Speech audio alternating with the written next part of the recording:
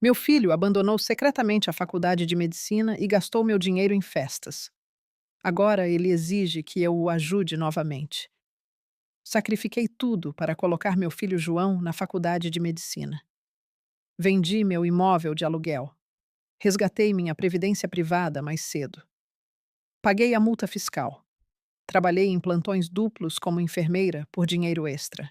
Mudei-me para um apartamento de um quarto para que ele pudesse se concentrar nos estudos sem se preocupar com dinheiro. Todo mês eu lhe enviava R$ 5.000. Mensalidade, aluguel de seu apartamento no centro, comida, livros, tudo coberto. Ele prometeu que cuidaria de mim quando se tornasse médico. Chamou-me de sua heroína. Disse que estudava todas as noites. Mandou-me fotos de jaleco. Falou sobre seus estágios e professores. Eu estava tão orgulhosa. Meu filho, o futuro médico. 3 anos de pagamentos. R$ 180.000 no total. Então, no mês passado, encontrei a mãe do colega de quarto dele no supermercado. Ela mencionou como era bom que João e o filho dela pudessem construir a empresa de entretenimento juntos. Que empresa de entretenimento? Que colega de quarto? O entretenimento do equipe de João morava sozinho para se concentrar nos estudos. Ela pareceu confusa. O filho dela morava com João há 3 anos. Eles davam festas todo fim de semana, administravam um negócio de DJ juntos. João não frequentava a faculdade de medicina desde o primeiro semestre. Ele desistiu depois de reprovar no primeiro exame de anatomia. Nunca me contou. Por 3 anos ele esteve pegando meu dinheiro, gastando em equipamentos para seu negócio de DJ, dando festas, fazendo viagens para Florianópolis e Rio de Janeiro, vivendo a melhor vida possível, enquanto eu comia arroz e feijão para pagar sua falsa mensalidade. Liguei para a faculdade de medicina. Eles confirmaram que ele havia trancado a matrícula em 2021. A secretaria disse que enviaram várias cartas para o endereço permanente dele. Meu endereço. João estava interceptando minha correspondência. Fui até o apartamento dele naquela noite. Seu apartamento de verdade. Não o estúdio pelo qual eu estava pagando uma cobertura de luxo que eu nunca tinha visto. Equipamentos de música por toda parte. Uma cabine de DJ profissional. Um estúdio de gravação. 3 colegas de quarto que eu nunca tinha conhecido. João estava na sala de estar mixando faixas. Quando ele me viu, nem pareceu surpreso, apenas irritado por eu ter aparecido sem avisar. Perguntei-lhe sobre a faculdade de medicina. Ele deu de ombros. Disse que não era para ele. Muita memorização. Muitas regras. Ele havia encontrado sua verdadeira paixão na música. Construiu um público. Fez contatos. Ele era um artista agora. Artista? Perguntei sobre os R$ 180.000. Ele disse que foi um investimento em seu futuro. O dinheiro o ajudou a fazer networking, construir sua marca, comprar equipamentos. Tudo deu certo porque seu negócio estava decolando. Ele havia ganhado R$ 30.000 no ano passado. Apenas R$ 150.000 a menos do que eu lhe dei. Quando comecei a chorar, ele me disse para parar de ser manipuladora. Disse que muitos pais apoiam os sonhos de seus filhos, que eu deveria estar orgulhosa por ele ter encontrado sua vocação. Seus colegas de quarto concordaram. Chamaram-me de legal por financiar sua jornada. Como se eu tivesse escolha, como se eu soubesse o que estava financiando. Saí sem dizer mais nada. Precisava de tempo para processar a traição. As mentiras. Os anos roubados da minha vida trabalhando em plantões duplos. O dinheiro da aposentadoria que se foi. O imóvel de aluguel que eu nunca teria de volta. João não ligou para se desculpar. Não mandou mensagem para explicar. Nada por 2 semanas. Então ontem ele ligou com a voz animada. Grandes notícias. Ele teve uma oportunidade. Um DJ famoso queria colaborar. Eles poderiam fazer uma turnê juntos, abrir um estúdio, construir um império. Ele só precisava de capital inicial, R$ 50.000. Já que eu já havia investido tanto em sua educação, o que era um pouco mais para sua carreira de verdade, Ele me pagaria de volta em dobro quando ficasse famoso. Prometeu. Assim como prometeu se tornar médico. Eu disse que pensaria a respeito. Ele disse que não havia tempo para pensar. O DJ estava se encontrando com outros parceiros em potencial. Esta era a chance dele, nossa chance. Éramos uma equipe. Eu era sua parceira de negócios, não apenas sua mãe. Sem mim, nada disso existiria. O que era verdade. Sem mim, ele teria que arranjar um emprego em vez de fingir que estudava medicina. Pedi que ele me encontrasse em meu apartamento para discutirmos os termos. Ele apareceu em uma Tesla. Alugada, ele disse para sua imagem. Parte do negócio. Ele trouxe contratos, tinha tudo planejado. Eu seria uma sócia silenciosa. 15% de retorno. Meu nome não apareceria nos documentos porque isso complicaria os impostos, mas eu podia confiar nele. Deixei-o apresentar todo o seu discurso. Vi-o mostrar planilhas contagens de seguidores tocar suas últimas faixas. Ele falou por 1 hora sobre sua visão. Seu talento, seu destino, como o universo estava recompensando minha fé nele. Então eu lhe entreguei um envelope. Dentro do envelope havia 3 documentos. Uma notificação extrajudicial para cessar o contato impressa em papel timbrado de um escritório de advocacia. Uma planilha listando cada pagamento que fiz ao longo de 3 anos com datas e valores. Uma ação no Juizado Especial Cível pelo valor máximo permitido em nosso estado. João os tirou um por um. Seu sorriso confiante desapareceu enquanto ele lia a primeira página, depois a segunda. Suas mãos começaram a tremer levemente quando chegou à ação judicial. Ele olhou para mim confuso, a expressão arrogante que usara a noite toda desaparecendo. Sua boca se abriu, mas nenhuma palavra saiu. Eu o observei perceber que eu não era o alvo fácil que ele esperava, que eu realmente tinha feito algo, em vez de apenas chorar e ceder como sempre. João pousou os papéis e riu. Parecia forçado e nervoso. Ele disse que os papéis legais eram uma piada que eu não podia processar meu próprio filho. Sua voz tinha um tom áspero, agora não o tom suave de vendedor de antes. Eu disse a ele que meu advogado explicou que fraude é fraude, não importa quem a cometa. Relações familiares não mudam a lei. Eu tinha 3 anos de mentiras documentadas, correspondência interceptada. Fotos e jalecos falsos, histórias inventadas sobre estágios e professores. Cada pedaço de evidência guardado e organizado. Sua risada morreu completamente. Ele mudou de tática rapidamente. As lágrimas vieram de repente escorrendo por seu rosto, enquanto ele dizia que pensava que eu acreditava nele, que eu apoiava seus sonhos, que os pais deveriam ajudar os filhos a encontrar sua paixão. Sua voz falhou no ponto certo. Seus ombros tremeram. Fiquei em silêncio e observei sua atuação. Lembrei-me de como ele chorou exatamente da mesma maneira quando me mostrou sua falsa carta de aprovação da Faculdade de Medicina. A mesma respiração ofegante, a mesma expressão de dor. Naquela época, eu o abracei e disse o quão orgulhosa eu estava. Agora eu apenas fiquei sentada e o deixei encenar. Quando as lágrimas não funcionaram, seu rosto mudou. A tristeza desapareceu como se alguém tivesse apertado um botão. A raiva tomou seu lugar quente e imediata. Ele se levantou tão rápido que sua cadeira arranhou ruidosamente meu chão. Ele disse que se eu seguisse com isso, eu nunca mais o veria. Ele me cortaria de sua vida completamente. Sem ligações, sem visitas e sem relacionamento. Eu perderia meu único filho por causa de dinheiro. Eu me levantei também e disse que ele já tinha feito isso. 3 anos atrás, quando escolheu roubar de mim em vez de ser honesto, quando interceptou minha correspondência e mentiu na minha cara todos os dias. Peguei minha bolsa e fui em direção à porta. Sua voz ficou mais alta. Ele gritou atrás de mim, dizendo que eu estava arruinando sua vida, que eu deveria ser sua mãe, que o processo destruiria seu crédito e seu futuro.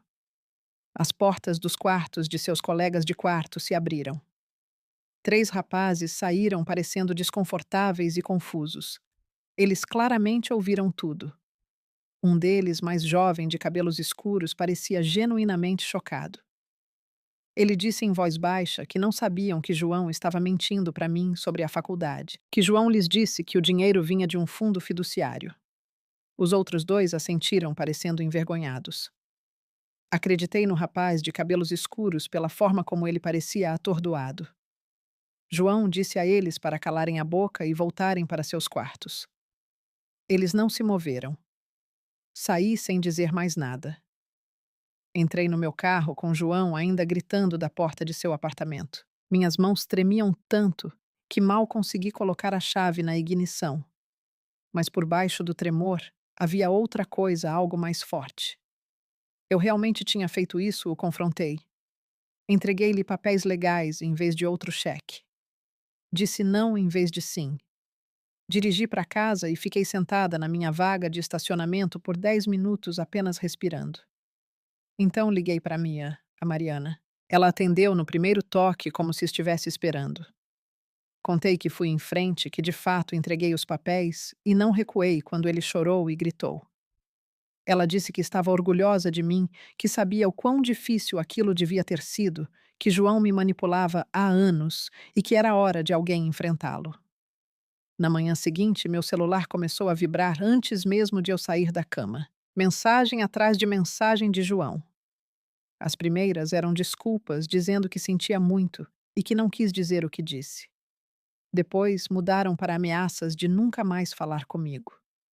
Em seguida, chantagens emocionais sobre como eu estava arruinando sua vida e destruindo seus sonhos. Como eu podia fazer isso com ele depois de tudo? Como eu deveria amá-lo incondicionalmente? Como outros pais apoiam seus filhos sem exigir pagamento. Tirei print de cada mensagem. Encaminhei todas para o Dr. Samuel Oliveira, o advogado cujo nome estava no papel timbrado. Ele respondeu em 1 hora dizendo que isso era perfeito, que as mensagens estabeleciam um padrão claro de manipulação e ajudariam significativamente nosso caso. Samuel me ligou naquela tarde. Ele explicou que o juizado especial cível tinha limites sobre o quanto eu poderia recuperar. O máximo em nosso estado era de R$ 15.000, mas entrar com a ação criava um registro legal oficial da fraude. Pressionava João a negociar ou enfrentar consequências piores. Ele disse que poderíamos tentar acusações criminais de fraude se pudéssemos provar que João me enganou intencionalmente. A correspondência interceptada era uma forte evidência de intenção, assim como as fotos falsas e as histórias inventadas sobre professores. Samuel disse que já havia lidado com casos como este antes, e, embora fossem difíceis, não eram impossíveis, especialmente com uma documentação tão completa quanto a minha. Encontrei-me com a doutora Alana Mendes 2 dias depois. Mariana a havia recomendado como uma consultora financeira especializada em ajudar pessoas a se recuperarem de grandes perdas financeiras. Seu escritório era pequeno, mas profissional, com certificados na parede e fotos de família em sua mesa. Ela tinha uns 50 anos, com olhos gentis e uma voz suave.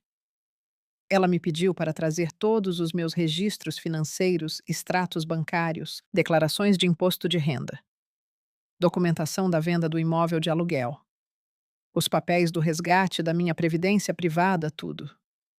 Ela espalhou tudo sobre sua mesa e começou a calcular. Seu rosto permaneceu neutro, mas eu podia ver sua mandíbula se contrair à medida que os números aumentavam. Alana virou a tela de seu computador para mim. Ela havia criado uma planilha mostrando o dano completo. R$ 180.000 em pagamentos diretos para João. Outros R$ 90.000 em crescimento potencial de investimento se eu tivesse mantido aquele dinheiro em contas de aposentadoria em vez de enviá-lo para ele. O imóvel de aluguel que vendi valeria R$ 150.000 a mais no mercado de hoje, com base nas taxas de valorização da área. O resgate antecipado da previdência privada me custou R$ 40.000 em multas e impostos que paguei ao governo por nada. Ela rolou a tela para baixo. Os números continuavam. Juros compostos perdidos, benefícios reduzidos da Previdência Social porque eu trabalhei menos anos de alta remuneração. O custo de oportunidade dos plantões duplos que trabalhei, que prejudicaram minha saúde e me deixaram exausta. O total chegou a R$ 460 mil. Alana virou a tela de volta para si e clicou em mais alguns cálculos. Ela imprimiu uma folha de resumo e a deslizou pela mesa. Os números pareciam ainda piores no papel. Eu precisaria trabalhar mais 10 anos do que planejei, talvez mais, dependendo da minha saúde. Minha aposentadoria não seria mais confortável. Seria apertada, cuidadosa. Cada real contaria porque João havia levado a folga que eu passei 20 anos construindo. Alana perguntou se eu tinha alguma pergunta sobre as projeções. Eu balancei a cabeça. Os números eram claros o suficiente. Ela sugeriu que agendássemos uma reunião de acompanhamento em 2 semanas para começar a planejar estratégias de recuperação. Concordei e anotei a data na agenda do meu celular. Então, fiquei sentada ali, olhando para o papel. Todos aqueles anos de plantões duplos, reduzidos a uma planilha, mostrando o quão para trás eu estava. Alana não me apressou. Ela continuou trabalhando em seu computador e me deixou processar. Depois de alguns minutos, as lágrimas começaram. Não um choro dramático, apenas um choro silencioso que eu não conseguia parar. Esta foi a primeira vez que eu realmente chorei desde que descobri a verdade. Tudo antes havia sido choque-raiva e atividade frenética. Mas sentar no escritório de Alana, olhando para os números, tornou tudo real. João havia roubado meu futuro. Não apenas dinheiro, anos da minha vida. A aposentadoria que eu ganhei. A segurança que sacrifiquei tudo para construir. Alana pegou uma caixa de lenços de sua gaveta e a colocou ao meu lado sem dizer nada. Peguei vários lenços e tentei me controlar. Ela esperou até que eu parasse de chorar para falar. Ela me falou sobre recursos para recuperação financeira após fraude familiar, grupos de apoio, organizações de assistência jurídica, programas de aconselhamento financeiro, projetados especificamente para pessoas que estão se reerguendo após esse tipo de traição. Percebi pela maneira como ela falava que eu não era a primeira mãe que ela ajudava com isso. Outras pessoas se sentaram na mesma cadeira, chorando pelo mesmo tipo de perda. Isso deveria ter me feito sentir melhor, mas apenas me deixou mais triste. Quantos pais tiveram seus filhos fazendo isso com eles? 3 dias depois, Samuel ligou. Enquanto eu estava no trabalho, entrei na sala de descanso para atender a chamada. Ele disse que o colega de quarto de João Lucas havia entrado em contato através de um conhecido em comum. Lucas queria falar comigo. Samuel disse que Lucas se sentia culpado por usar meu dinheiro sem saber de onde vinha. Ele tinha informações que poderiam ajudar no caso registros financeiros, da parceria de negócios, documentação de como João gastou o dinheiro. Samuel perguntou se eu estava disposta a me encontrar com Lucas. Eu disse que sim, imediatamente. Qualquer evidência que fortalecesse nossa posição valia a pena. Samuel me deu o número de Lucas e me disse para avisá-lo após a reunião. Liguei para Lucas naquela tarde. Ele sugeriu um encontro em uma cafeteria perto da faculdade no dia seguinte. Sua voz parecia nervosa. Jovem, ele se desculpou 3 vezes durante nossa conversa de 2 minutos. Eu disse a ele que estava tudo bem e confirmei o horário e o local. A cafeteria estava lotada quando cheguei. Estudantes universitários por toda parte com laptops e livros didáticos. Lucas havia me enviado uma descrição de si mesmo por mensagem. Então o localizei imediatamente. Um garoto alto de cabelos escuros, sentado sozinho em uma mesa de canto. Ele tinha uma pasta na sua frente e olhava constantemente para a porta. Fui até lá e me apresentei. Ele se levantou tão rápido que quase derrubou seu café. Apertamos as mãos e nos sentamos. Lucas parecia péssimo. Ele começou a se desculpar antes mesmo de eu me acomodar na cadeira. Disse que não fazia ideia de que o dinheiro vinha de mim. Que João lhe disse que era de uma herança. que se ele soubesse a verdade, nunca teria aceitado. Eu acreditei nele. Seu horror parecia genuíno. Ele empurrou a pasta em minha direção. Dentro havia registros financeiros impressos, extratos bancários, recibos, relatórios de despesas comerciais, tudo organizado com abas e etiquetas. Lucas havia se esforçado de verdade para documentar isso. Ele me guiou pelos registros página por página. Mostrou-me exatamente para onde meu dinheiro foi. 120 mil reais em equipamentos de DJ ao longo de 3 anos. Toca-discos, caixas de som, mesas de mixagem, sistemas de iluminação, software de gravação, microfones profissionais, tudo de primeira linha, porque João insistia que eles precisavam do melhor equipamento para competir. Outros 40 mil reais foram para o apartamento de luxo e o leasing da Tesla. Lucas disse que João o convenceu de que eles precisavam projetar sucesso para atrair clientes melhores, que a imagem importava na indústria do entretenimento. Os 20 mil reais restantes desapareceram em viagens festivais de música em diferentes cidades, eventos de networking que eram, na verdade, apenas férias. Florianópolis, Rio de Janeiro, Salvador, São Paulo. João os chamava de investimentos de negócios, mas Lucas admitiu que, na maioria das vezes, eles apenas festejavam e distribuíam cartões de visita. Perguntei a Lucas sobre a receita real do negócio. Ele pareceu ainda mais desconfortável. Eles haviam ganhado cerca de 30 mil reais no total em 3 anos. A maioria dos shows eram pequenas festas e eventos universitários que mal cobriam suas despesas. A colaboração com o DJ famoso que João mencionou foi apenas uma troca de e-mails com alguém que tinha um modesto seguito na região. Não uma turnê, não. Um contrato de gravação. Apenas um cara que respondeu às mensagens de João algumas vezes. Lucas disse que João tinha o hábito de exagerar as oportunidades fazendo pequenos contatos, soarem como grandes negócios, convencendo as pessoas de que sua grande chance estava sempre ao virar da esquina. Perguntei por que Lucas permaneceu como sócio dele por tanto tempo. Ele disse que João era carismático, confiante. Fazia as pessoas acreditarem em sua visão, mesmo quando os números não a apoiavam. Mas depois de descobrir a verdade sobre de onde o dinheiro inicial veio, Lucas não podia mais trabalhar com ele. Ele estava dissolvendo a parceria. Ele se ofereceu para testemunhar se meu caso fosse a tribunal. Disse que queria ajudar a consertar isso da maneira que pudesse. Tirei cópias de todos os registros comerciais. Agradeci por sua honestidade. Ele se desculpou novamente enquanto eu saía. Dirigi direto para o escritório de Samuel. Samuel espalhou os documentos sobre sua mesa e examinou cada página cuidadosamente. Ele fez perguntas sobre transações específicas, fez anotações em um bloco de notas legal. Após 30 minutos, ele se recostou e sorriu. Isso mudava tudo. Agora poderíamos provar as mentiras intencionais de João e rastrear exatamente para onde o dinheiro foi. A correspondência interceptada provava a intenção de enganar. As fotos falsas e as histórias sobre professores mostravam fraude contínua, mas os registros de Lucas mostravam o roubo real. Cada real contabilizado, cada mentira documentada. Samuel disse que entraria com uma petição emendada com essa nova evidência. Isso fortalecia significativamente nossa posição. Tornava muito mais difícil para João alegar mal-entendido ou erros honestos.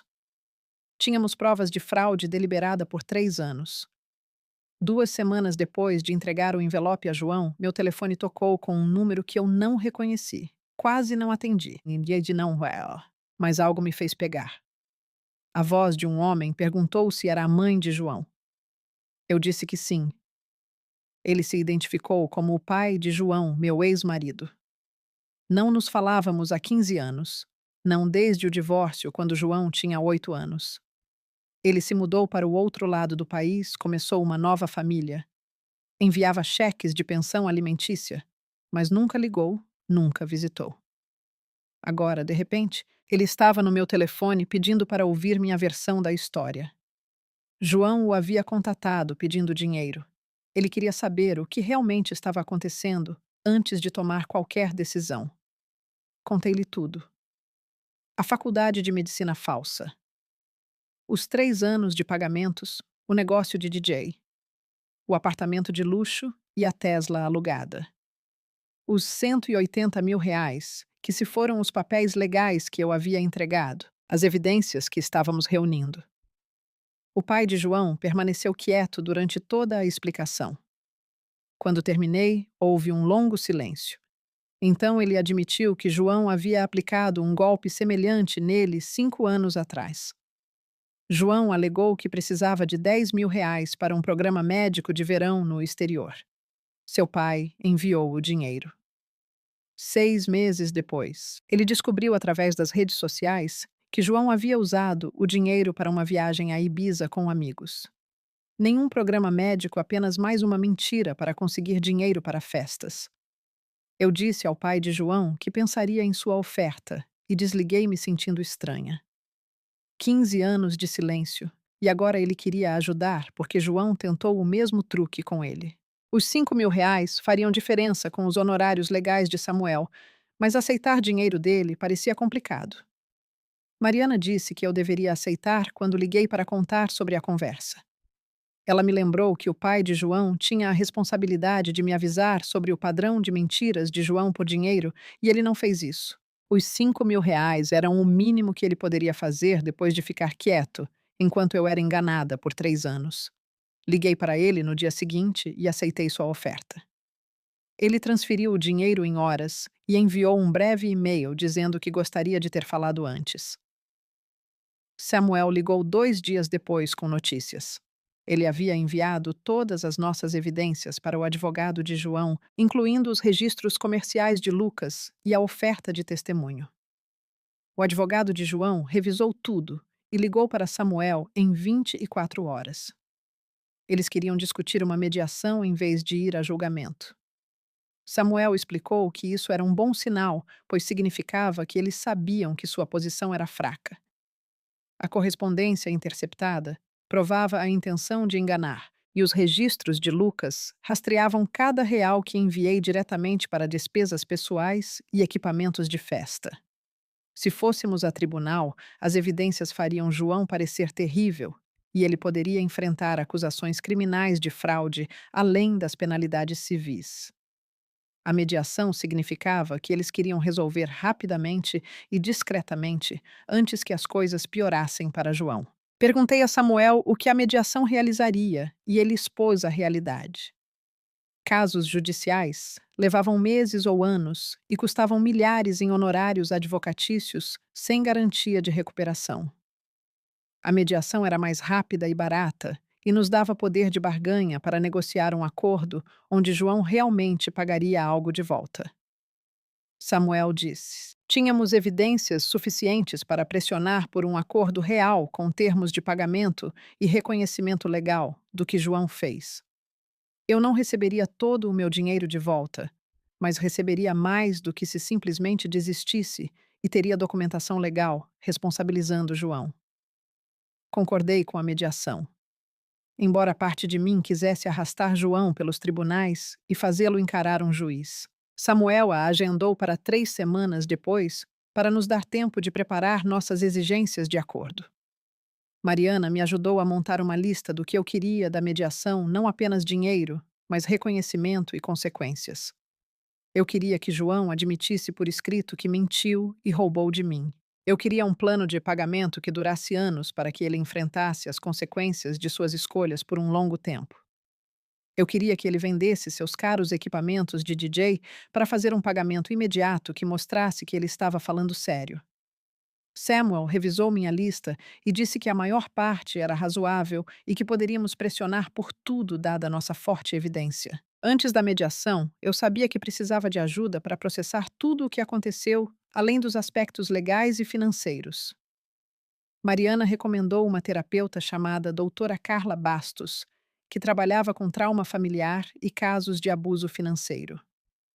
Liguei para o consultório de Carla e consegui uma consulta para a semana seguinte. Seu consultório ficava em um prédio tranquilo perto do hospital onde eu trabalhava, e a sala de espera Tinha cadeiras confortáveis e obras de arte calmantes. Carla era mais jovem do que eu esperava, com olhos gentis e uma maneira direta de falar que me deixou à vontade imediatamente. Ela me pediu para contar o que me trouxe ali e eu expliquei toda a situação com João. A faculdade de medicina falsa. Os 3 anos de pagamentos, o apartamento de luxo e o negócio de DJ. O caso legal que estávamos construindo. Carla ouviu sem interromper e tomou notas em um bloco amarelo. Quando terminei, ela me perguntou o que parecia mais doloroso sobre o que João fez. Comecei a dizer o dinheiro, mas parei porque não era bem isso. O dinheiro doía terrivelmente, mas a traição cortava mais fundo. João me olhou nos olhos por 3 anos e mentiu. Ele me enviou fotos falsas e inventou histórias sobre professores e estágios. Ele me chamou de sua heroína enquanto gastava meu dinheiro de aposentadoria em festas e viagens. Carla assentiu e disse que o que João fez não foi apenas roubo, mas uma profunda violação da confiança entre pais e filhos. Ela explicou que meu luto por perder o relacionamento que eu pensava ter com João era tão válido quanto minha raiva pelo dinheiro. Eu estava de luto por duas perdas ao mesmo tempo: a segurança financeira que trabalhei décadas para construir e o filho que eu acreditava existir, mas que nunca existiu de verdade.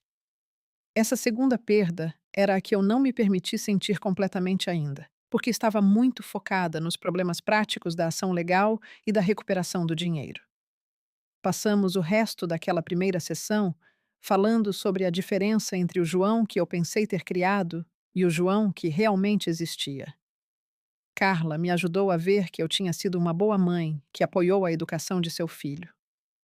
João fez a escolha de explorar esse apoio e suas ações refletiam seu caráter, não minha falha como mãe.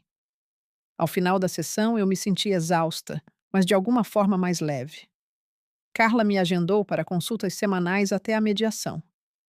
Em nossa segunda sessão, Carla me perguntou qual resultado da mediação pareceria justiça. Pensei por um longo tempo antes de responder.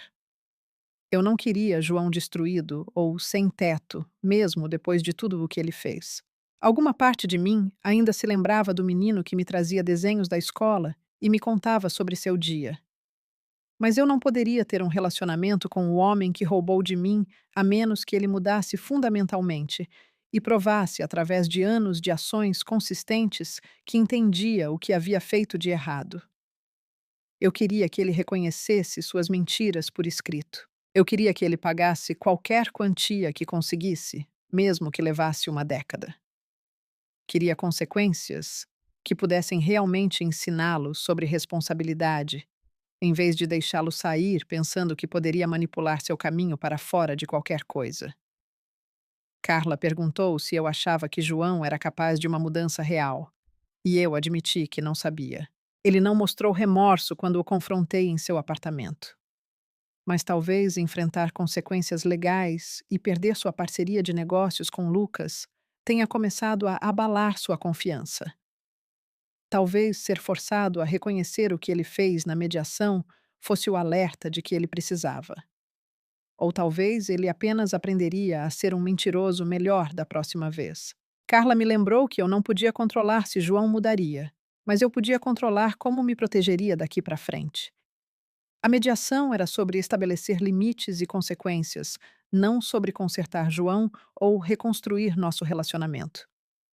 Essas coisas poderiam acontecer eventualmente se João fizesse o trabalho duro de se tornar uma pessoa diferente, mas não poderiam ser meu foco agora. Meu foco tinha que ser minha própria recuperação e garantir que João enfrentasse responsabilidade real por suas escolhas. 2 dias antes da mediação, Mariana veio para me ajudar a me preparar. Ela trouxe comida para a viagem e sentamos na minha pequena mesa da cozinha, passando por diferentes cenários que poderiam acontecer. Mariana interpretou João tentando diferentes táticas de manipulação enquanto eu praticava ficar calma e focada nos fatos. Ela fingiu chorar e se desculpou dramaticamente. Ela tentou chantagens emocionais sobre ser uma mãe ruim. Ela ofereceu promessas vagas sobre me pagar de volta algum dia sem termos específicos. Cada vez que eu respondia com as mesmas declarações calmas sobre evidências documentadas e responsabilidade legal. Mariana me lembrou que eu não devia a João perdão ou um relacionamento. Proteger-me financeira e emocionalmente não era ser uma mãe ruim. Era ser uma mulher inteligente que se recusava a ser explorada por mais tempo. Praticamos até que eu pudesse responder às táticas prováveis de João sem me emocionar ou recuar do que eu queria. Mariana me abraçou antes de ir embora e me disse que estava orgulhosa de quão forte eu me tornei através desse pesadelo. A mediação ocorreu em uma sala de conferências em um prédio de escritórios neutro no centro da cidade. Samuel me encontrou no saguão e subimos juntos no elevador. Ele carregava uma pasta grossa com evidências e documentação. A sala de conferências tinha uma longa mesa com cadeiras de ambos os lados e janelas com vista para a cidade. Uma mediadora profissional chegou primeiro e se apresentou. Ela explicou o processo e as regras básicas. Então, o advogado de João chegou sozinho e arrumou seus materiais em uma ponta da mesa. Samuel e eu sentamos na outra ponta. João entrou por último, andando devagar, como se não tivesse certeza se queria estar ali. Ele usava calças caqui e uma camisa de botão em vez de suas roupas de grife caras de sempre. Seu cabelo estava arrumado e seu rosto parecia cansado. Ele se sentou ao lado de seu advogado e olhou para Mitmisa. Quando entrei na sala e me sentei à sua frente, ele olhou para cima brevemente e depois desviou o olhar. Ele parecia menor de alguma forma, sem sua performance confiante de sempre. A mediadora começou explicando que este era um processo voluntário, onde ambas as partes teriam a chance de falar e, com sorte, chegar a um acordo que evitasse o tribunal. Ela pediu a João para explicar sua perspectiva primeiro. Seu advogado acenou para ele e João pigarreou. Ele deu o que pareceu um discurso ensaiado sobre ser jovem e cometer erros. Ele disse que ficou sobrecarregado com a faculdade de medicina e entrou em pânico em vez de falar comigo honestamente. Ele chamou de mau julgamento e disse que sentia muito por não ter sido franco sobre ter abandonado a faculdade. Seu advogado claramente o havia instruído a minimizar o que ele fez. João nunca usou palavras como fraude ou roubo. Ele nunca mencionou os 3 anos de mentiras deliberadas, a correspondência interceptada ou as fotos falsas. Ele enquadrou tudo como uma série de escolhas ruins feitas por um jovem confuso que não sabia como decepcionar sua mãe. Assisti à sua performance de desculpas e não senti nada além de um reconhecimento cansado de outra tentativa de manipulação. Quando foi minha vez de falar, tirei a declaração que preparei com Carla. Minhas mãos tremiam um pouco enquanto eu desdobrava o papel, mas minha voz permaneceu firme. Li sobre trabalhar em plantões duplos como enfermeira enquanto meu corpo doía e meus pés inchavam. Li sobre comer arroz e feijão no jantar para poder enviar R$ 5.000 para João todos os meses. Li sobre resgatar minha aposentadoria mais cedo e pagar a multa fiscal porque acreditava estar investindo no futuro do meu filho como médico. Li sobre vender meu imóvel de aluguel, que teria me proporcionado renda na minha aposentadoria. Li sobre os 3 anos de mentiras, correspondência interceptada, fotos e jalecos falsos. Li sobre descobrir que João vivia em uma cobertura de luxo dando festas, enquanto eu vivia em um apartamento de um quarto sacrificando tudo. Li sobre os R$ 180.000 que se foram e as centenas de milhares adicionais em crescimento de investimento e segurança de aposentadoria perdidos. Li sobre ter que trabalhar mais 10 anos do que planejei e enfrentar uma aposentadoria diminuída porque meu filho escolheu roubar de mim. Quando terminei de ler, houve silêncio na sala. A mediadora olhou para João e perguntou se ele entendia o dano que causou. Houve uma longa pausa. O advogado de João começou a falar, mas a mediadora levantou a mão. Ela manteve os olhos em João e esperou. Finalmente ele disse sim baixinho, sem levantar o olhar. Seu advogado imediatamente tentou mudar a conversa para os termos do acordo, mas a mediadora o interrompeu. Ela disse a João que precisava que ele respondesse ao que eu disse, não apenas reconhecesse. Ela perguntou a ele o que especificamente ele entendia sobre o impacto de suas ações na minha vida. João se mexeu na cadeira e olhou para as mãos por um longo momento. A mediadora esperou sem dizer nada, e o silêncio se estendeu até parecer desconfortável. Finalmente, ele falou em uma voz baixa, que soava diferente de seu tom confiante habitual. Ele disse que sabia que o que estava fazendo era errado o tempo todo. Ele se convenceu de que uma vez que seu negócio decolasse e ele ficasse famoso, poderia me pagar de volta, e então eu ficaria feliz por ele. Ele pensou que se pudesse apenas me mostrar sucesso, isso apagaria a mentira. Ele continuou, porque tinha medo de me decepcionar e admitir que falhou na faculdade de medicina. Sua voz falhou um pouco quando disse isso, e senti a raiva subir aguda e quente em meu peito. Inclinei-me para a frente e disse a ele que ele claramente não teve medo o suficiente para parar de roubar de mim por 3 anos. Ele não teve medo o suficiente para parar de interceptar minha correspondência, ou enviar fotos falsas, ou me ver trabalhar em plantões duplos enquanto ele dava festas. A mediadora levantou a mão gentilmente e me pediu para deixá-la conduzir o interrogatório, mas pude ver que ela entendia minha raiva. Ela se virou para João e perguntou se ele entendia que o medo da decepção não justifica a fraude. Ele assentiu lentamente e disse que sim. Ela perguntou se ele entendia que sua mãe sacrificou sua aposentadoria e sua saúde porque acreditou em suas mentiras. Ele disse sim novamente, ainda mais baixo. Então ela olhou para os dois advogados e disse que era hora de discutir os termos do acordo. Samuel abriu sua pasta e tirou a proposta que havíamos preparado juntos na semana anterior. Ele expôs os termos com uma voz calma e profissional que fazia tudo parecer razoável e justo. João pagaria R$ 50.000 em 10 anos com pagamentos mensais de R$ 417.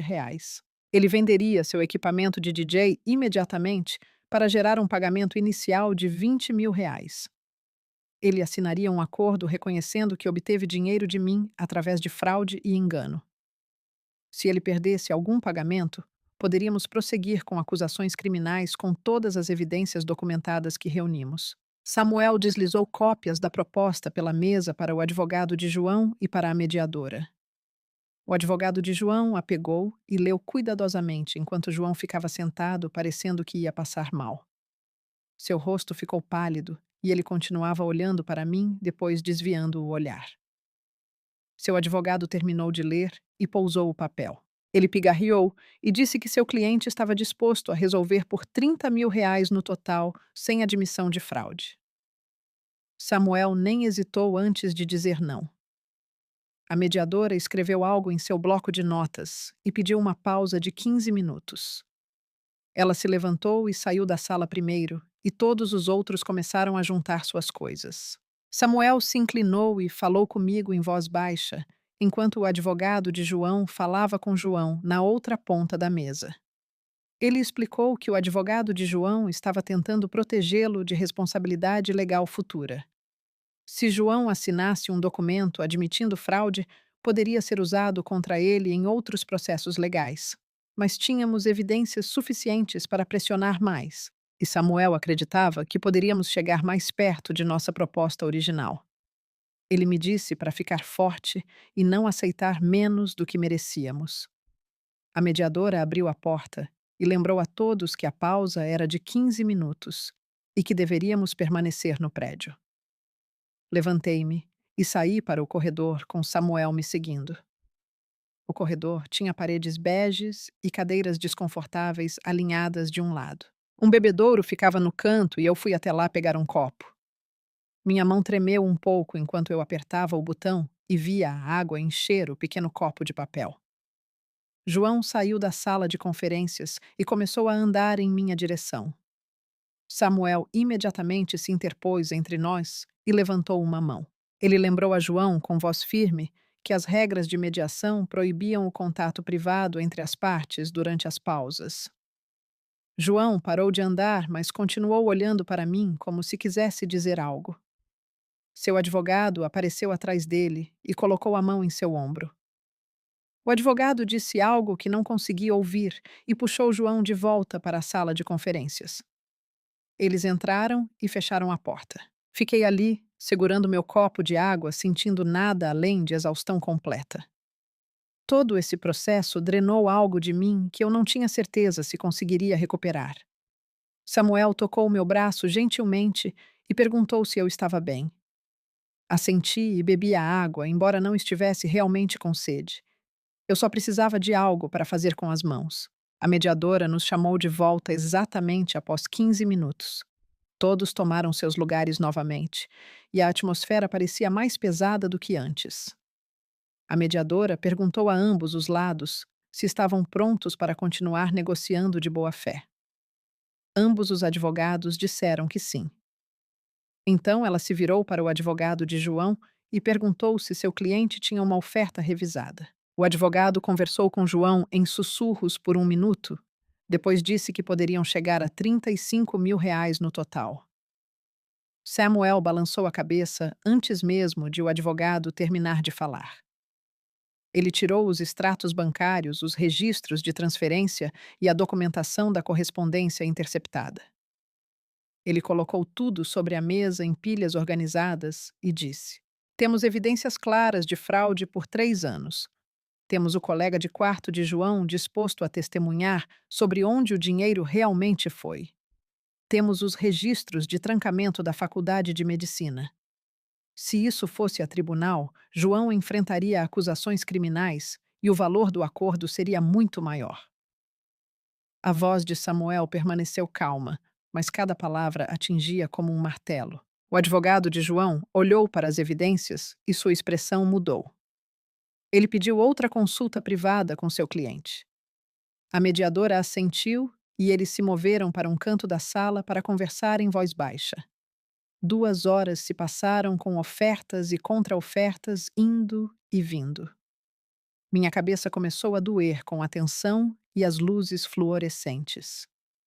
Finalmente, chegamos a um acordo que Samuel disse ser o melhor que conseguiríamos. João pagaria R$ 40.000 em 8 anos, com pagamentos mensais de R$ 417. Ele venderia seu equipamento de DJ para um pagamento imediato de R$ 15.000.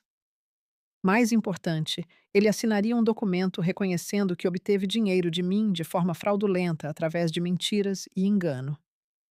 Se ele perdesse 3 pagamentos consecutivos, eu poderia prosseguir com acusações criminais, com todas as nossas evidências documentadas. A mediadora leu os termos cuidadosamente e perguntou a ambas as partes se concordavam. Eu disse que sim. João hesitou. Depois disse sim com uma voz tão baixa que mal ouvi. O advogado de João também negociou que João não teria contato comigo, a menos que eu o iniciasse. João teria que frequentar aconselhamento financeiro por um ano inteiro com comprovação de frequência. Seu advogado parecia infeliz com o reconhecimento de fraude, mas Samuel deixou claro que, caso contrário, iríamos prosseguir com acusações criminais. João provavelmente enfrentaria consequências muito piores se isso fosse a tribunal. A mediadora imprimiu o acordo de liquidação e todos o revisaram mais uma vez. Ela explicou que, uma vez assinado, seria protocolado no tribunal e se tornaria um documento legalmente executável. Qualquer violação teria sérias consequências legais. Ela perguntou se todos entendiam e todos dissemos que sim. Peguei a caneta e assinei meu nome na linha ao lado de onde dizia reclamante. Minha assinatura parecia trêmula, mas estava feito. João assinou em sua linha e sua mão tremeu um pouco. Ambos os advogados assinaram como testemunhas, e a mediadora assinou como mediadora oficial. Ela recolheu todas as cópias e disse que as protocolaria no tribunal até o final do dia. Eu sabia que só recuperaria cerca de R$ 55.000 dos R$ 180.000 que ele levou. Não era nem perto de tudo que perdi, mas era mais do que eu esperava quando tudo começou. Mais importante, responsabilizava João legalmente pelo que ele fez comigo. O acordo agora existia em registros oficiais que não podiam ser apagados ou esquecidos. Samuel e eu saímos do prédio juntos sob a luz do sol da tarde. Senti-me mais leve de alguma forma, apesar de saber que nunca recuperaria o que perdi. O peso da incerteza havia se dissipado e sido substituído por algo concreto e real. Samuel me disse que o acordo foi, na verdade, um bom resultado, considerando o quão difíceis são os casos de fraude familiar de serem processados. Muitos pais nunca recuperam nada. O plano de pagamento significava que João enfrentaria consequências pelos próximos 8 anos a cada mês quando fizesse aquele pagamento. Ele não poderia esquecer o que fez ou fingir que não aconteceu.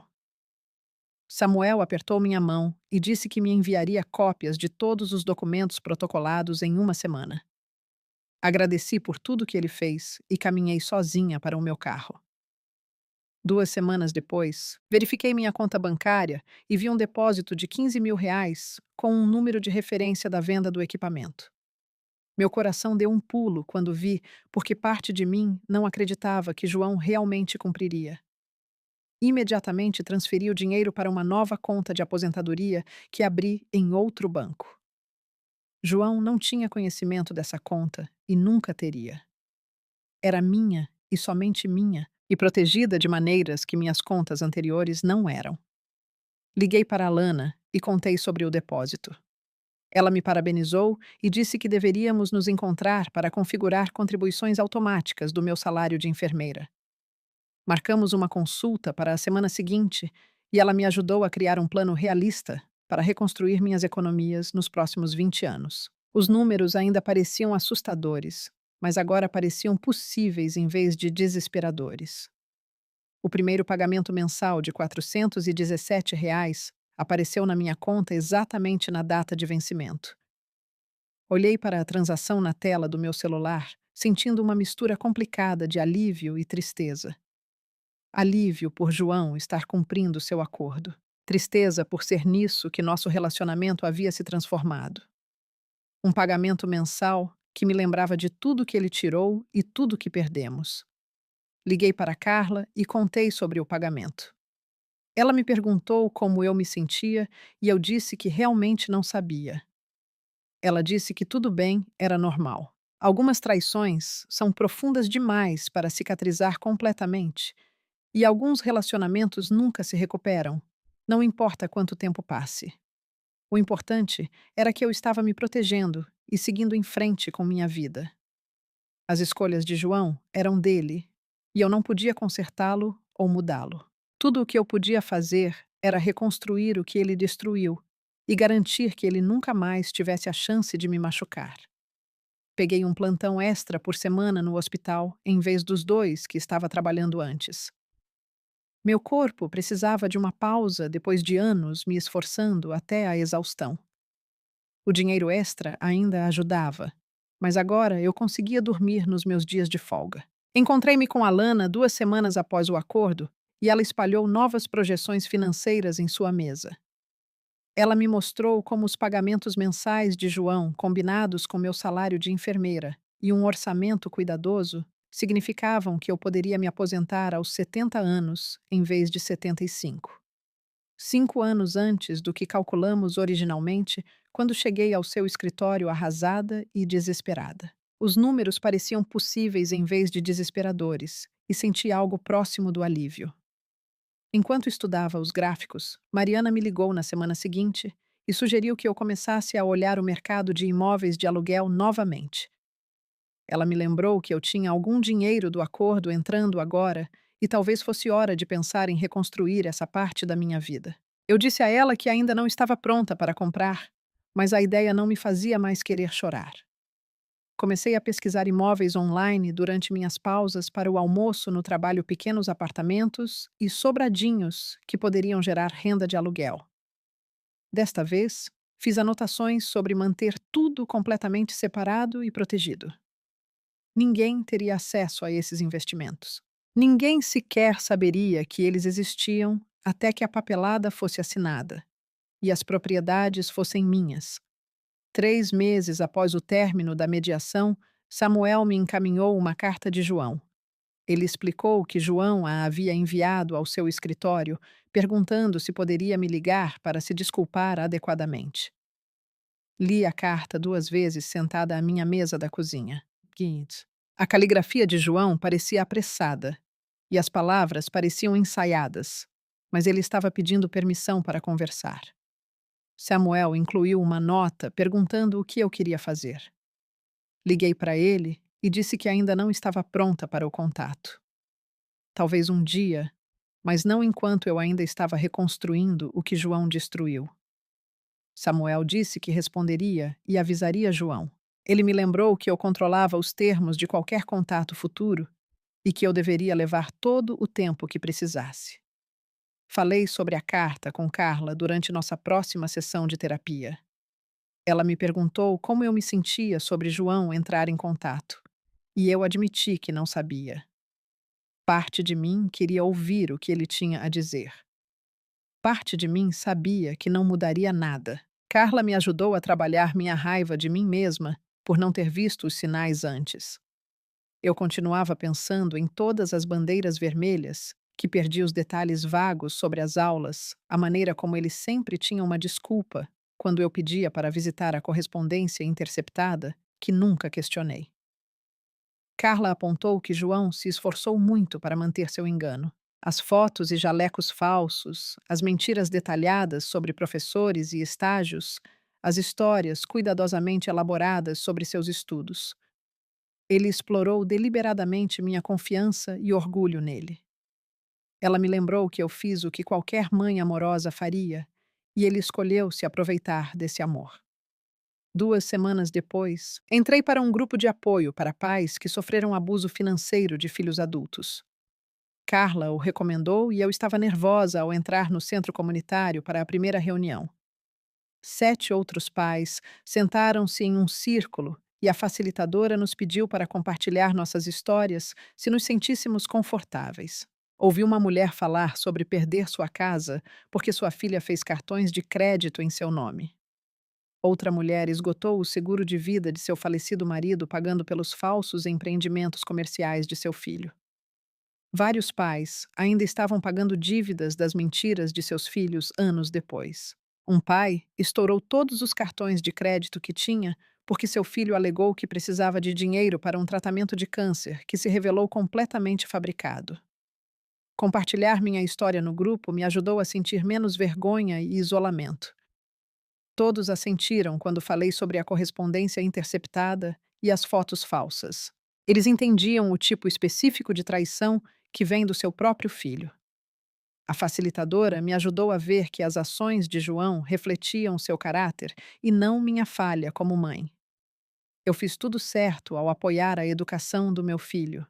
Foi ele quem escolheu explorar esse apoio. Outros pais concordaram e compartilharam percepções semelhantes de suas próprias experiências. Não éramos pais ruins. Éramos bons pais que foram aproveitados por pessoas em quem confiávamos completamente. 6 meses após o início do plano de pagamento, verifiquei minha conta bancária uma manhã e não vi o pagamento mensal de João. Meu estômago revirou e imediatamente pensei que ele ia dar o calote. Liguei para Samuel em pânico e ele me disse para esperar antes de fazer qualquer coisa. O acordo exigia 3 pagamentos consecutivos perdidos antes que pudéssemos tomar medidas legais. 3 dias depois, o pagamento chegou e Samuel me encaminhou um e-mail de desculpas que João havia enviado explicando que teve uma despesa inesperada com o conserto do carro. Samuel me lembrou que um pagamento atrasado não acionava nenhuma consequência. Eu precisava respirar e confiar nas proteções legais que construímos no acordo.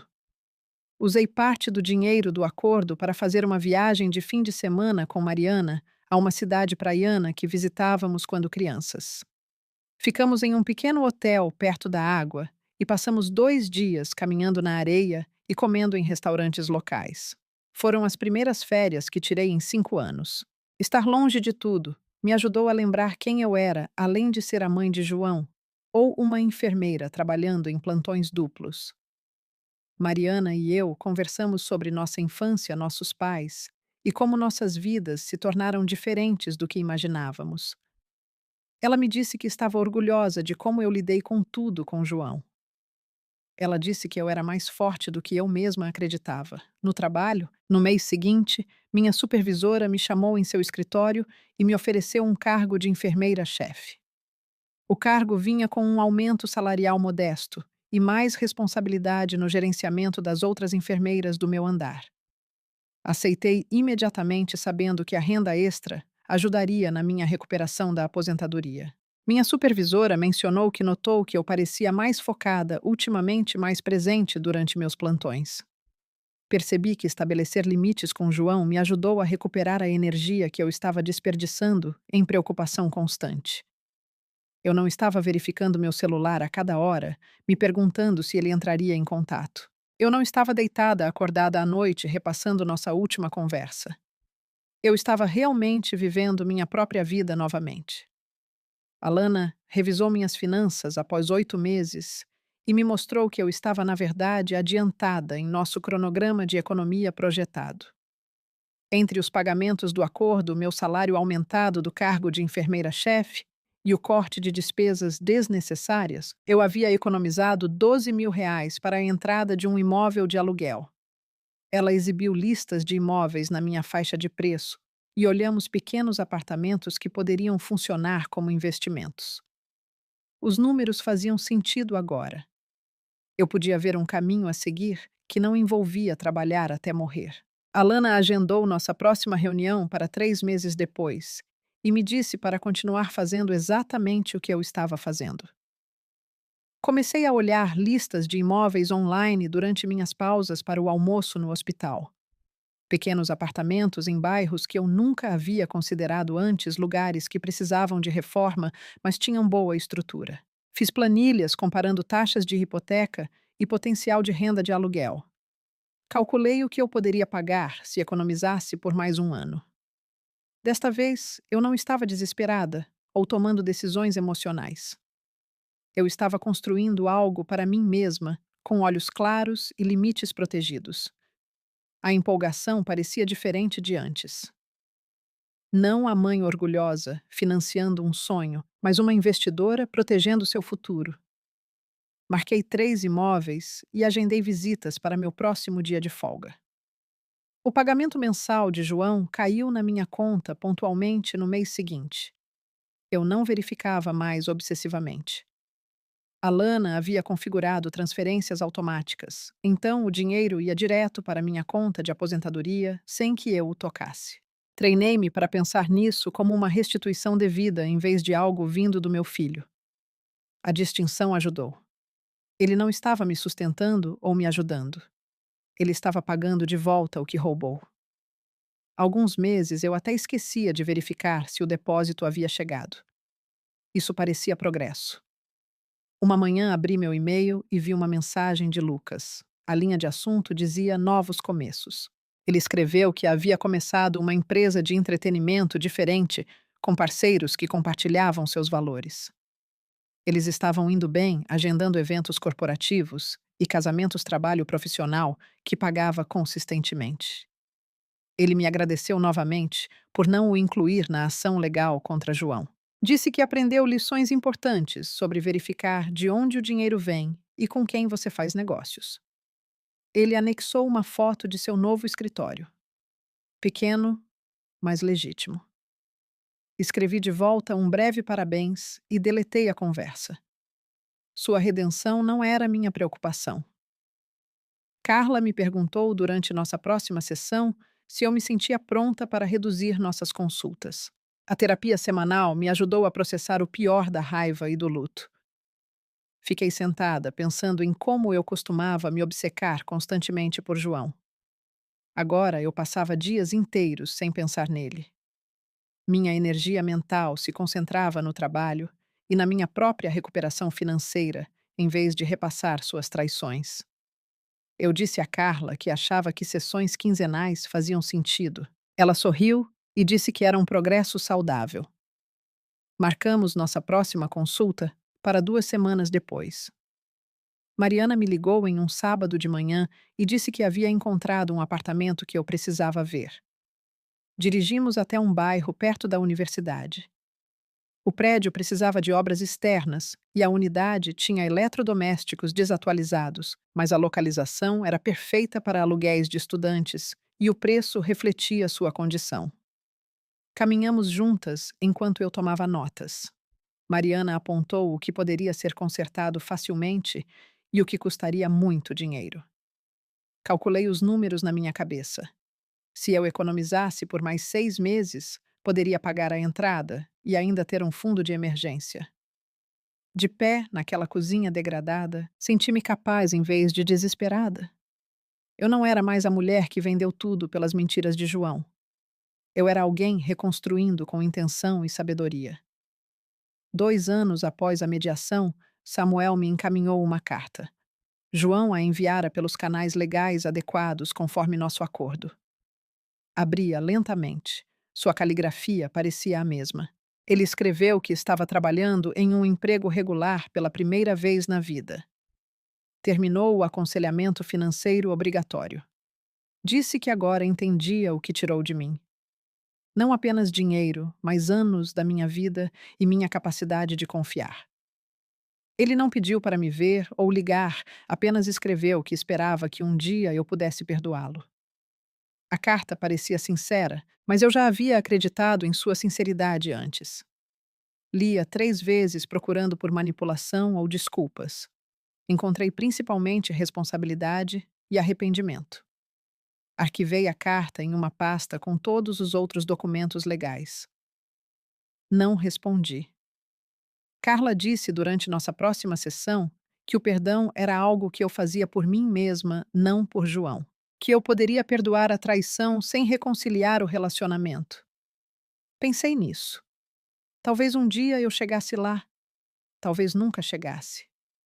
Ambas as opções pareciam aceitáveis. Eu não estava mais carregando a raiva como um peso. Ela existia, mas não me definia. Isso parecia suficiente.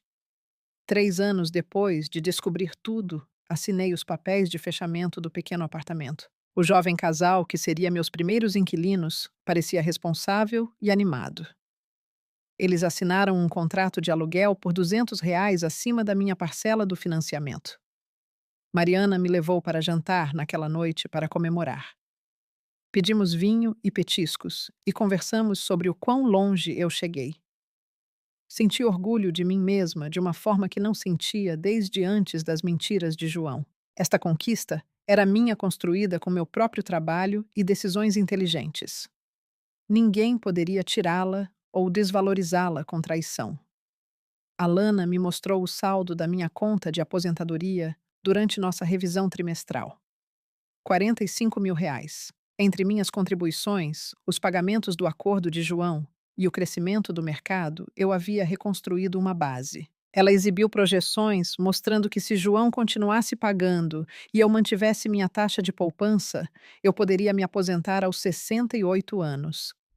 Não a aposentadoria que planejei originalmente, mas confortável o suficiente. Uma vida modesta que eu conquistei com minha própria resiliência. Os números pareciam reais e alcançáveis, em vez de desesperados e impossíveis. No trabalho, comecei a orientar uma nova enfermeira chamada Beatriz. Ela me lembrava de mim mesma na idade dela, ansiosa para ajudar a todos, rápida, em confiar generosa com seu tempo e dinheiro.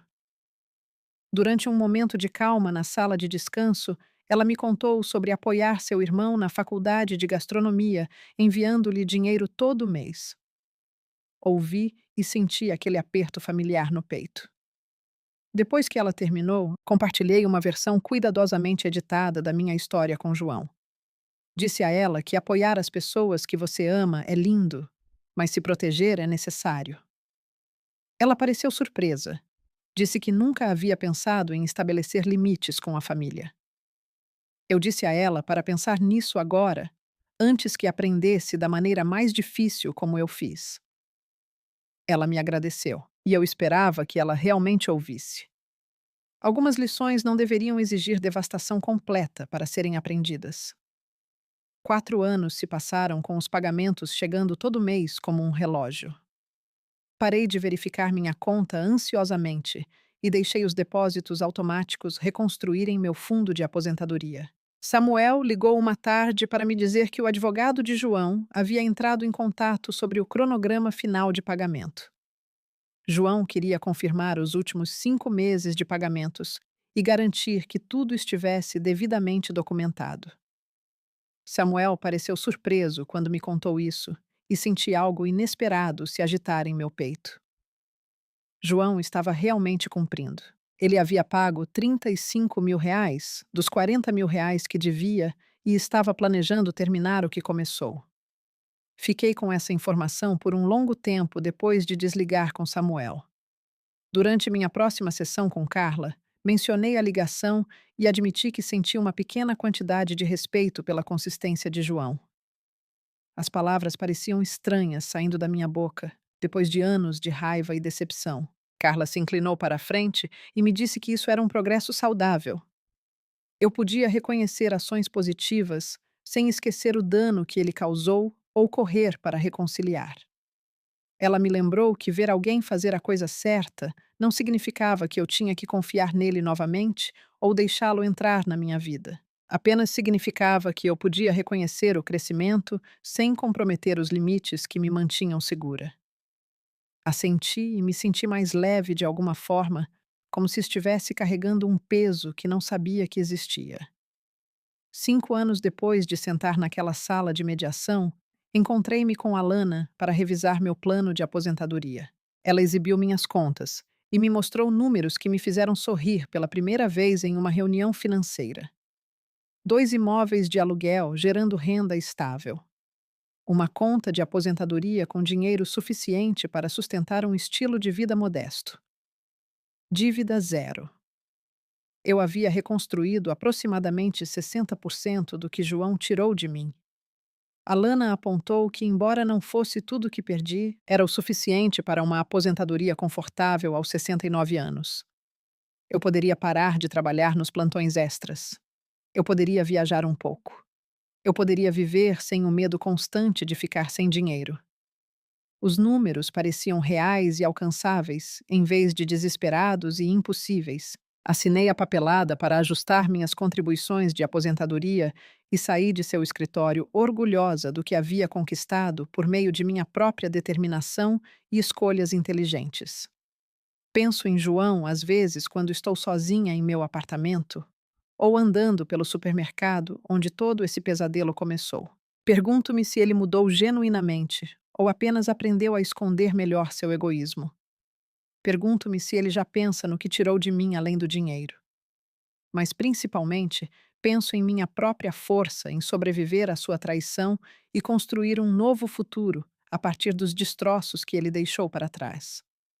Eu me protegi quando mais importava. Eu o responsabilizei quando ele esperava que eu o permitisse novamente. Provei que mesmo perdas devastadoras podem ser superadas com determinação, apoio de pessoas que realmente se importam e limites que nunca mais comprometerei. Minha aposentadoria não será o que planejei originalmente quando vendi aquele imóvel de aluguel e resgatei minha previdência. Não incluirá os anos extras de juros compostos ou a segurança financeira que sacrifiquei por seu falso diploma de medicina. Mas será minha conquistada com meu próprio trabalho e protegida por lições que aprendi da maneira mais difícil possível. Eu construí esta vida do nada depois que João destruiu tudo, e ninguém pode tirá-la de mim nunca mais.